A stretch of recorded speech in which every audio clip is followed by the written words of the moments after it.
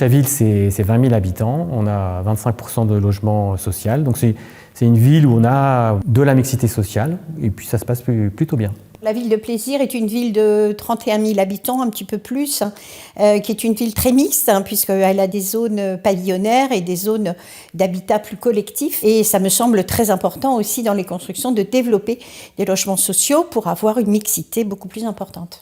Ivry est une ville qui se définit comme une ville populaire, citoyenne et métissée. Sa proximité immédiate avec la capitale en fait une ville très attractive et donc qui oriente fortement la volonté municipale vers le fait de pouvoir, dans ce contexte, rester une ville populaire accessible au plus grand nombre.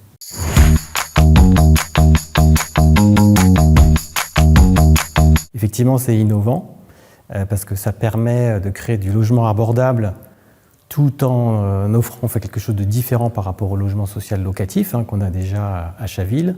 Donc ça peut participer à développer le parcours résidentiel, donc d'une certaine manière assouplir la pression sur la demande de logement locatif social. C'est aussi une solution pérenne, donc ça c'est très intéressant. Le BRS est un outil très intéressant parce qu'il permet la production d'un logement en accession à la propriété, mais abordable pour le plus grand nombre et surtout anti-spéculatif, c'est-à-dire qu'il permet au gré des reventes de rester durablement moins cher, ce qui est très important dans une ville comme la nôtre qui est soumise à des tensions très importantes du point de vue du marché de l'immobilier. Le BRS permet d'avoir des acquisitions 30% voire 40% moins chères que la normale et que le marché. Et c'est vrai que ça nous paraissait intéressant parce que ça donnait envie à des personnes qui n'avaient même pas imaginé une seule seconde de pouvoir être propriétaire un jour et bien de le devenir.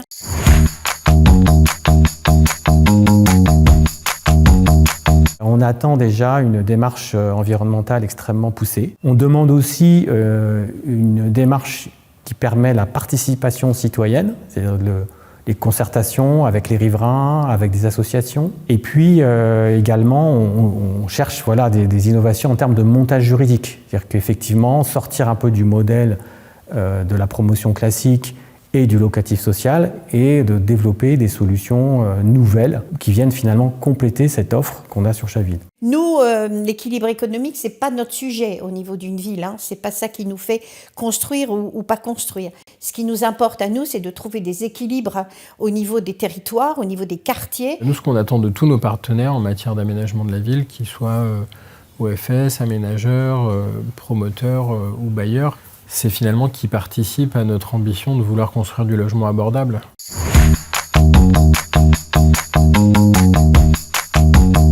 Ça permet en fait de donner accès à la propriété à certaines personnes qui autrement ne pourraient pas accéder à la propriété, tout en luttant contre la spéculation immobilière, qui est quand même un fléau contre lequel on doit lutter et qui entrave en fait les élus dans la réponse citoyenne qui est d'avoir des logements abordables. C'est vrai que le BRS est un outil relativement nouveau aujourd'hui, aussi bien pour les techniciens des administrations communales que pour les porteurs de projets, promoteurs, architectes, etc. Donc c'est vrai qu'avoir un outil comme la COP foncière qui connaît le BRS sur le bout des doigts et qui le porte dans le débat public, c'est vraiment utile et important pour nous.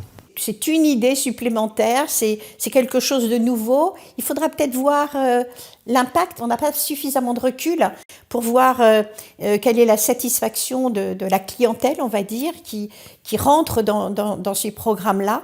Donc, avec impatience, j'attends ces retours-là. Mais en soi, ça me paraît intéressant.